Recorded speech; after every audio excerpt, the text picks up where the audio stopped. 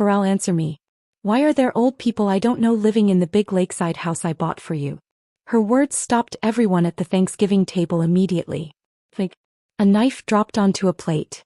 Across from me, Dad Jareth had dropped his knife and his hand shook a little. I froze pumpkin pie halfway to my mouth. Slowly I looked up.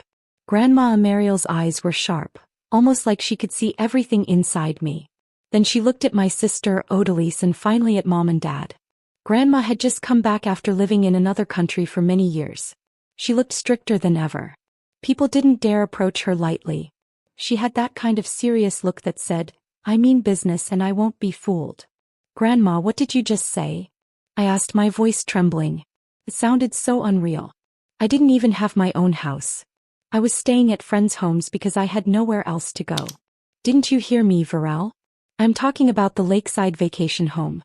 The house I bought for you 3 years ago for your future, she said. Her voice was calm, but underneath I could feel something like fire, burning quietly but strongly. Grandma, maybe there's a mistake? I said, trying to keep my voice steady. My heart was pounding fast. I was basically homeless. Last month I was kicked out of my apartment. I had been sleeping on couches, floors, and anywhere I could stay at friends' houses. I had no money, no home, and no idea what Grandma was talking about. What? Grandma's eyebrow moved up slowly. I went to check on the house as a surprise for you. You weren't there. Instead, an old couple I didn't know answered the door. They said they were the parents of Odalise's husband, Darian. Odalise, would you like to explain this? Before I continue further, don't forget to subscribe and join the awesome community. Drop a comment below to tell me where you're watching from and what you think of the story. I noticed Odalise's hand trembling as she held her wine glass. Her eyes were darting all over the room. She wasn't looking at Grandma or anyone else. Grandma! Odalise cried, almost screaming. That must be some kind of mistake. Maybe you got the address wrong. There are lots of similar houses around there. You just got back from your trip. You must be exhausted. That's right, Mom. Mom Kalira jumped in. Beads of sweat dotted her forehead. You're probably confused. You're tired. Maybe your memory is mixed up. Come on. The turkey is getting cold. Be quiet. Grandma shouted. Her voice was so powerful it felt like it hit us all like a heavy weight. Everyone at the table flinched. My heart was racing. My mind was screaming. I knew I wasn't confused. I knew the house. I had looked at it when I signed the papers. I had imagined it, dreamed about it, and even hoped one day I could go there, even though I could never afford it on my own. And now Grandma had proof. She reached into her handbag and pulled out a photograph. She slid it across the table toward Odalise. This is what Darian's parents said to me, Grandma said, her voice calm but strong. We are staying in this house owned by our son's wife, Odalise. Odalise's face turned pale as the words sank in. In the photo was the beautiful mansion by the lake. Odalise, Darian, and his parents were standing in front of it, smiling for the camera. My heart sank. My eyes widened. That was my house. That was the house Grandma had bought for me 3 years ago. The same house I had seen online, the same house Odalise had posted with the caption #MyNewVacationHome. I had been working 3 jobs, barely making enough to survive, while my house was being used by my sister and her husband. I stood up shaking. Mom, Dad, what does this mean? Grandma bought a house for me. Then why am I living like I have nothing? Dad looked away, not wanting to answer. Mom, it's complicated. Today is Thanksgiving. Talking about money at the table isn't appropriate.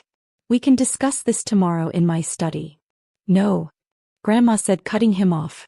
We are clearing everything up right here, right now.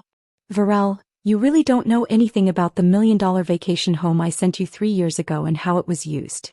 $1 million. My stomach dropped. My head was spinning. I had only $12.50 in my bank account this morning. I had worked 3 jobs, sacrificed sleep, and watched my money go to bills and student loans. And now this. $1 million was gone from me and I hadn't even known it existed. I don't know anything. I shouted. I've never seen a vacation home. I've never been told anyone bought one for me. Grandma's expression softened for a moment. I thought maybe she felt sorry for me. But the softness vanished quickly, replaced by a hard, cold stare as she turned to my parents. Jareth, Kalira, you told me this, didn't you? She said, her voice sharp. Varel is mentally unstable and can't manage a large sum of money. Until she becomes independent, we will act as her guardians and manage that vacation home on her behalf. What? I couldn't believe my ears. Mom, Dad, when was I ever mentally unstable? I graduated at the top of my class. I've worked hard. I've never caused trouble, not even once. How dare you say that about me? Varel, calm down, Mom said in a low voice. But there was no concern in her eyes. Only a warning, don't say anything unnecessary. You're worked up right now. This is exactly what I mean by unstable. Don't you dare. I jumped up, my chair falling over with a loud crash. I was trembling with anger. I am perfectly normal. You're the ones who are sick. When I couldn't pay rent, you told me I wasn't trying hard enough, that I had to be independent. And yet, behind my back, you handed over my house to Odalise. Varel, how dare you speak to your parents like that? Dad shouted, slamming his fist on the table. We did it for your own good. You can't manage assets, so we entrusted it to Odalise. For my own good? I was numb. Are you kidding me? I worked my whole life to survive, and my own family stole what was mine. Odalise screamed, a plain, boring woman like you doesn't deserve a beautiful house. We were putting it to good use. You should be thanking us. I could feel my tears mix with rage. I felt like I had been punched in the stomach by life itself. This was my family. People who were supposed to love me and protect me. And yet they were lying, stealing, and laughing behind my back. That's enough. Grandma shouted. Her voice cut through the room like a knife. She walked slowly to me and put her hand gently on my shoulder. I was shaking so badly I thought I might fall. Her touch was warm and I felt a little bit of strength come back. Varel is right. All of you are rotten. Completely rotten to the core, Grandma said. Mom whispered, that's too far, Mom. No family here. Only hyenas who feed on their granddaughter's property. Tonight, everything will be settled. Grandma pulled out her smartphone and pressed a speed dial number. The front door opened and a man walked in. It was Mr. Alaric, Grandma's personal lawyer. He carried a thick briefcase. Mrs. Arden, I brought all the documents as instructed, Mr. Alaric said in a serious voice, setting down a heavy stack of papers on the table. What is all this? Dad stepped back. His face turned pale. Jareth, Kalira, and Odalise, Grandma said. I will now go through every single fraudulent act you committed. 1 page at a time. Don't think you can escape. I wiped away my tears and lifted my head. Grandma's hand on my shoulder made me feel brave. This was the moment to show them that I would not be a victim anymore. I stood up slowly, pretending to wipe my tears with my napkin, and looked down at my family with cold eyes. That's enough acting, Grandma, I said. Yes, indeed, Varel. I've been thoroughly entertained, Grandma replied, stepping firmly to my side, her cane tapping on the floor. Mom, Dad, and Odalise looked shocked and speechless at our sudden change. Huh, Varel, why are you laughing? Mom asked, her voice trembling. Don't you see? I said coldly. You guys were being played. And now it's time you see the truth. Grandma nodded at me and I knew she trusted me to finish what she started. I took a deep breath, feeling all the anger and hurt inside me turn into strength. You thought I didn't know, didn't you? I said, looking at Odalise. You thought I would keep quiet, that I would suffer while you lived in my house and pretended it was yours. But I see everything now. Odalise tried to speak but no words came out. Her face was pale and her hands shook. Dad opened his mouth but Grandma's look stopped him. He closed it again. You stole my future, I said, my voice loud. You lied to Grandma. You lied to everyone. And tonight everything will be fixed. Grandma leaned on her cane watching. Her eyes were calm but her presence was powerful. I felt like we were a team. She had always protected me even from a distance. Tonight she was here and she would help me get back what was mine. Mr. Alaric, the lawyer, started pulling papers from his briefcase. We have contracts, bank statements, and emails. Everything you did to take control of Varel's property is recorded here. We will go through it one by one. Odalise looked at the papers with fear. Mom and Dad looked like they wanted to disappear. They knew they couldn't lie anymore. I felt a small smile form on my face. Finally, justice would be done. My heart, which had been heavy for so long, felt lighter. The anger inside me had a purpose now. I looked at Grandma. Thank you, I whispered. She gave me a small nod as if to say, you're strong enough now. You can do this. The room was silent, except for the sound of the papers being shuffled and the lawyer's calm voice. I knew it would take time to go through everything, but I didn't care. For the first time in years, I felt like I was not alone. I had my grandmother, the truth, and the courage to stand up for myself. And that night, I promised myself one thing. I would never let anyone take what was mine again. A week ago, Grandma tried to contact me. She did not call me directly. She asked my aunt to speak to me. I still remember the words she said clearly. She said, "It looks like your family has been stopping my letters. They are keeping you away from me on purpose." When I heard this, everything became clear. All the strange things that had happened in my life finally made sense. That was why we planned tonight's Thanksgiving dinner so carefully. This dinner was not just a normal family meal. It was a trap. A trap to find the truth. We had been waiting for this moment for a long time. We waited for you to relax and let your guard down. We waited for you to say things you should not say. We waited for you to confess the truth with your own mouths. "What?" my father shouted. We were tricked. He looked pale, like he had seen a ghost. He tried to stand up from the chair, but he did not succeed. "Sit down," Grandma said firmly. Her voice was quiet but very strong. Just one sentence from her made him freeze in the chair. His body refused to move. "This is not over," Grandma said. "It is only the beginning. Mr. Alaric, please begin." The lawyer, Mr. Alaric, nodded. He was very calm, almost like he already knew everything. He had papers in his hand and a tablet with him.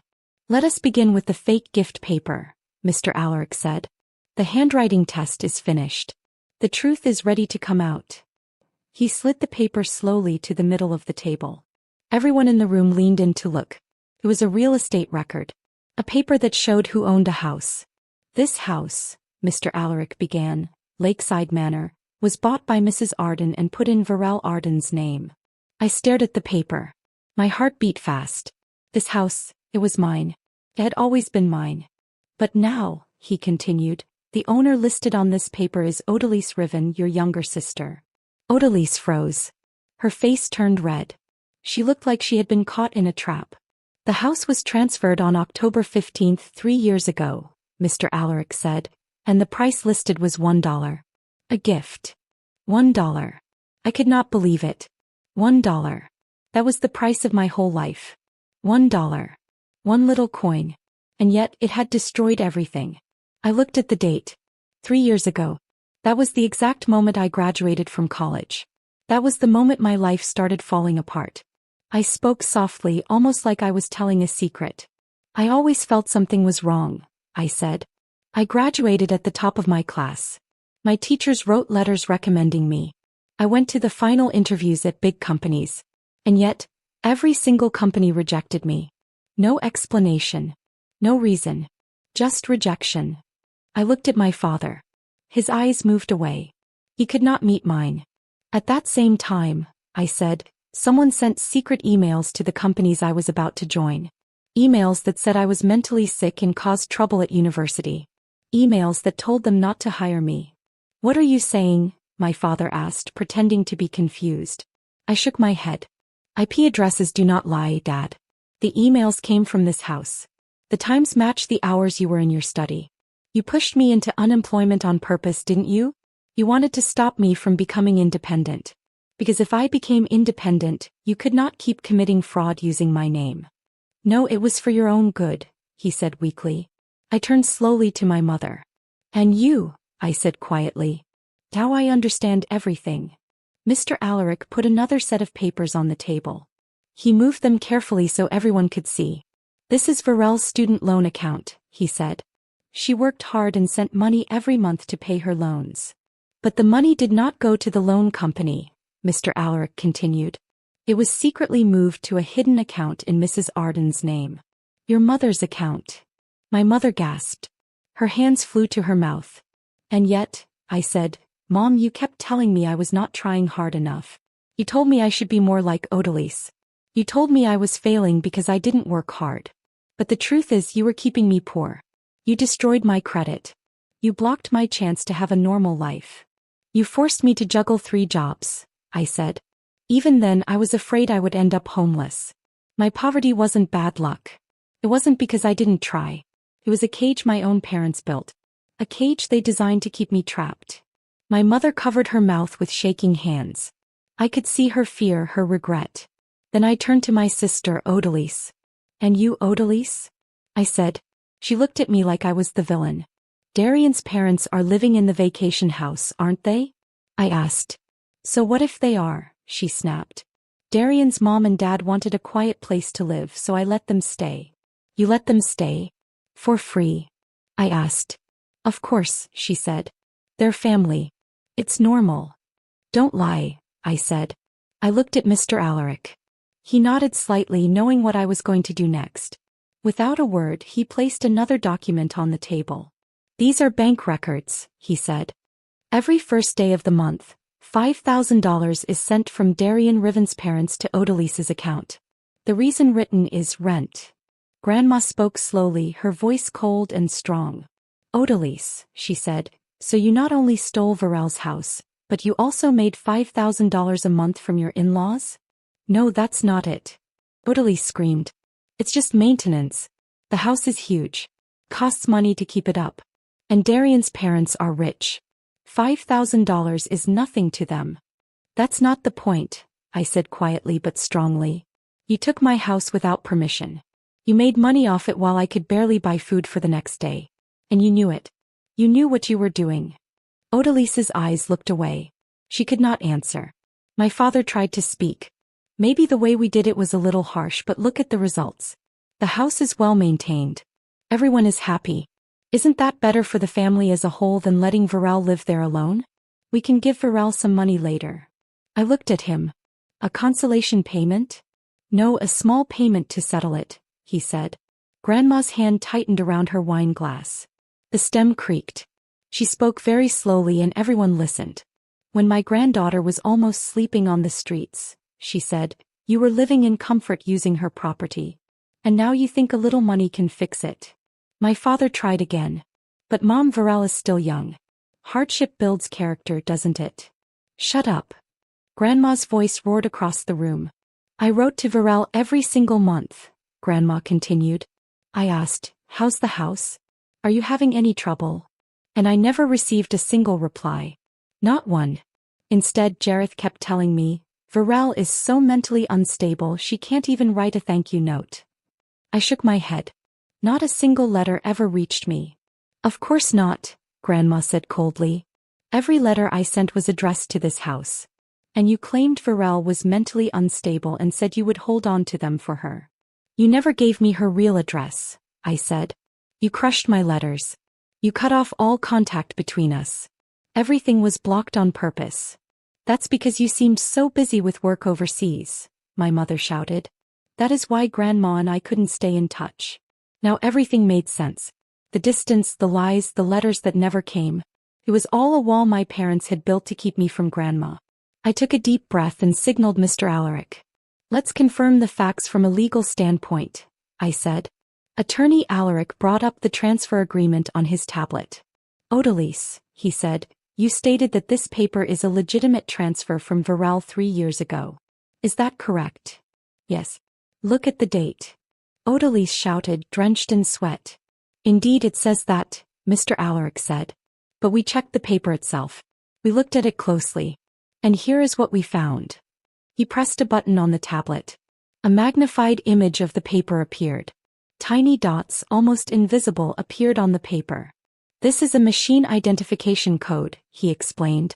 Many color laser printers put tiny yellow dots on the paper. These dots tell the printer's serial number and the exact date and time it printed the paper. What? Odalise whispered. Her mouth fell open. After checking the dots, Mr. Alaric said, we found that this document was printed 6 months ago. I smiled slowly, coldly. That is strange, isn't it? I said. Why would a contract which is supposed to be 3 years old be printed on paper that is only 6 months old? I looked from my father to my mother and finally to Odalise. In other words, I said slowly and clearly, this document was made 6 months ago. It was a fake. And I know exactly why you made it. My father's face turned pale. He clutched his head and groaned. 6 months ago, Grandma contacted you and said, my work is finally stabilizing. I may return home soon. Didn't she? I asked. You panicked, I continued. Until then you had been living in my house illegally, treating it as Odalice's based on nothing but your own words. But when you heard Grandma might come back, you rushed to create a fake document to cover yourselves. Odalice's face went white. That's not, she started, but I cut her off. You forged my signature, I said. You copied my handwriting and faked a date from 3 years ago. That is why you made it 6 months ago. You thought Grandma would never return, but once she did, your lies would be exposed. That panic led to your biggest mistake. My father groaned and buried his face in his hands. For 3 years they had done whatever they wanted, counting on the fact that Grandma would not come back. But the moment they heard she might, they panicked and made a fake paper. And that was their fatal mistake. Attorney Alaric pressed on mercilessly. He did not let them escape. The truth had come out and there was no hiding from it anymore. The handwriting test showed that the signature on the papers was really Odalise Rivens, almost 100% certain. That meant she had faked a private document with a seal. On top of that, Odalise had lied about being Varel's legal guardian and had taken $1 million from Varel's account. She said it was for maintenance of a vacation home, but that was not true. This is called fraud and stealing money. Odalise started shaking. Prison. This can't be real. Dad, say something. You told me before, if we backdate it, it will be fine, she cried. You idiot. Shut your mouth. My father shouted. But it was already too late. The police already know everything, Attorney Alaric said calmly. Miss Riven, you will be charged with a crime immediately. No, no, no. Odalise grabbed her head and started crying loudly. Dad told me to do it. He said Varel wouldn't notice. He told me just to copy her signature. I only did what I was told. What? Odalise, you are blaming your own father. My father roared. But it was true. My mother had said it too. She had laughed and told Odalise that Varel would never be able to pay back her student loans, so it would be better if they used the money themselves. Odalise, don't say another word. My mother screamed, trying to stop her. It was a very ugly moment. People who had just been talking about family love were now yelling at each other, each one trying to say it wasn't their fault. My grandmother watched quietly. She looked calm, but her eyes were very sharp. Then she spoke softly. That's enough. I have seen all of your bad behavior. Don't make a mess on this table anymore. She turned to Attorney Alaric. Mr. Alaric, is the new will ready? She asked. Yes, Mrs. Arden, he replied. Attorney Alaric showed a new document. This is the latest will, he said. It says Jareth Arden, Kalira Arden, Odalise Riven, and her husband cannot get anything from the estate. Miss Varel Arden gets everything. The entire estate? My parents shouted together. Mom, please wait. Don't do this. They begged. We are sorry. Please reconsider. But my grandmother was very firm. If you want to apologize, apologize to Varel. She is the one who was hurt. Not me. All their eyes turned to me. They were hoping that I would forgive them because we were family. I slowly picked up my wine glass, took a sip and smiled. No. I will not forgive you, I said. You owe me money instead. I took the document from Attorney Alaric. It said they must pay back $2 million for the money they took and for the hurt they caused me. If they didn't pay by tomorrow, the police would take action. $2 million? We don't have that, my father screamed. Then sell everything you have, your house, cars, jewelry, and even the house where Darian's parents live. Leave it immediately, I said. No. Please don't do that. Odalise collapsed to the floor, kicking Darian's parents out. If I do that, he'll divorce me, she wailed. That's your problem, Odalise. Not mine. When I lost my job and all my money, did any of you care? No. You all laughed at me. Now it's your turn to feel the same pain, I said coldly. At that moment there was a loud knock at the dining room door. 2 police officers came in wearing sheriff badges. Odalise Riven, please come with us, they said. No, help me. I didn't do anything wrong. Odalise screamed as the officers gently but firmly took her away. Next, my parents, still in shock, were handcuffed too. Well, I'm so sorry, my mother sobbed. Please drop the charges. We were wrong. Goodbye, Mom, I said without looking back. You will have plenty of time to think about what you did in prison. As the police left, only my grandmother, Attorney Alaric, and I remained in the vast dining room. I let out a long sigh of relief. It wasn't tiredness, it was freedom. It's over, Grandma, I said. Yes, it is, she said gently, pulling me into a hug. No, actually, this is really the start of your real life. 1 year later, I stood on the wooden deck of Lakeside Manor. This place was truly mine. Odalise, her husband, and his parents had been forced to leave within 72 hours. They had tried to say the house belonged to Odalise, but it didn't work. Odalise went to prison for 3 years. She divorced Darian and lost all her money because of fines, damages, and legal fees. My parents lost all respect from relatives and friends. My father's company went bankrupt. I don't even know where they live now, and I don't want to. I started a new life in this quiet home. I ran an online business. I helped people with money problems and supported victims of unfair situations. I shared my story and so many people reached out to me. Soon my schedule was full for months. My income grew to many times what I had earned before. I no longer depended on anyone. I had become fully independent. On weekends, my grandmother came to visit. We sat by the fireplace, talking and laughing as if we were trying to reclaim the 3 years that were stolen from us. One afternoon, while looking calmly out over the lake, my grandmother said, "You didn't just get back the future that was stolen. You built a brighter one with honesty and courage." I smiled at her and said, "This is my home. I will protect it and love it." "I'm happy, Grandma," I said from the bottom of my heart. I had learned so much from everything that happened. I learned that people who are mean or selfish may try to take from you even if they are family. But staying honest, working hard, and being brave can help you win back what's yours. I learned that standing up for yourself is important. And I learned that true happiness comes from building your own life with your own hands, not from depending on others who lie or cheat. Now every morning I wake up and look at the lake. I see a peaceful home, a place where I am safe and free. I see my grandmother smiling at me, proud of what we have achieved together. I know that the struggles of the past are behind me and my life is finally mine to enjoy. And even though it was hard and scary at first, I know I made the right choices. I chose honesty, courage, and fairness. And in the end, it gave me everything I wanted, not just money or a house, but freedom, peace, and a life I can be proud of.